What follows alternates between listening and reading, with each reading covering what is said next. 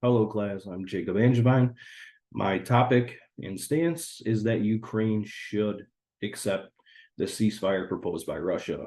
What we have going on here in my little background, that's me as a young non-commissioned officer being recognized and receiving an award from then multinational forces Iraq and U.S. forces Iraq Commanding General Lloyd Austin. You guys might also know him as the current Secretary of Defense.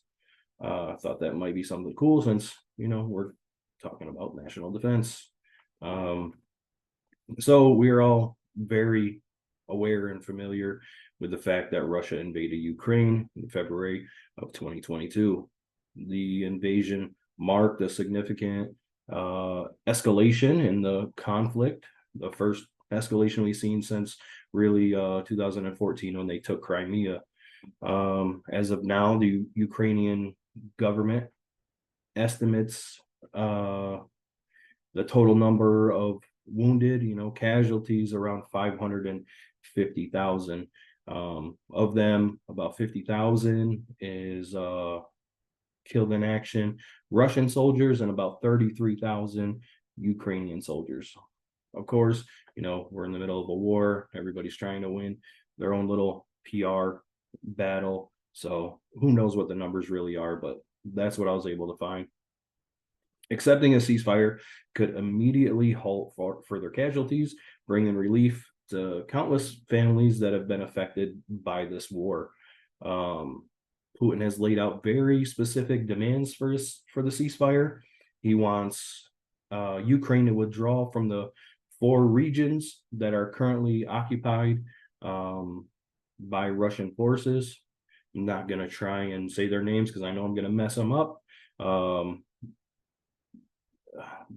They are regions that historically speak Russian and have significant ethnically Russian populations. Russia also demands that Ukraine should give up on its efforts to join NATO. When considering if they should accept this offer, outside of the current number of casualties, Ukraine should also consider that support for the war effort here in the United States, which we've been their number one backer by a long shot, has lost a lot of support here, both politically and amongst the U.S. populations. That's on both sides of the aisle, Republican and Democrat. Since the beginning of the conflict, Ukraine has received substantial international military aid from the NATO countries and us. The United States alone has committed over 53.7 billion in direct military assistance, with a total congressional approved number reaching about 175 billion dollars. Looking to the future, we need to think about what it's going to cost to rebuild the nation. And right now, estimates from the World Bank say that rebuilding Ukraine will cost roughly 349 billion US dollars. If the war effort continues,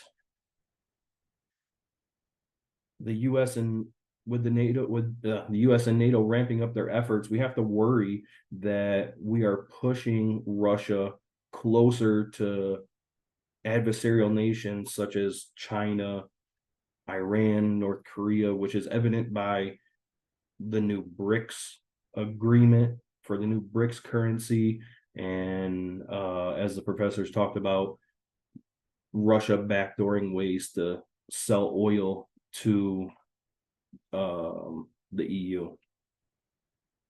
This could lead to a more unified hostile bloc against Western interests. We must accept that this battle is lost. We need to cut our losses. We need to cut the cost and start focusing on what I would say is the bigger threat, which would be what's going on in the Pacific. The Chinese are practicing blockade maneuvers of Taiwan and increasing violent actions against an ally that we actually have a mutual defense treaty with, much like Article 5 for NATO, which is the Philippines. So if the Chinese continue their hostile actions towards the Philippines, it could trigger that mutual defense treaty. So in closing, my argument for them accepting this ceasefire agreement would be that they have lost support amongst the US. The US needs to refocus because the Ukraine war is not winnable without putting boots on US and NATO boots on ground in Ukraine. I don't know if we could fight a war in Europe and in the Pacific like we were able to do in World War II. So we need to cut our losses and make the Ukraine give some concessions towards Russia, because as of now, without Western support, Ukraine has lost that war. But we must let it be known that any seizure of more Ukrainian land would be met with swift action from the UK or from NATO and the US, and that the Ukraine will not join NATO. However, they will function more of like as a demilitarized zone.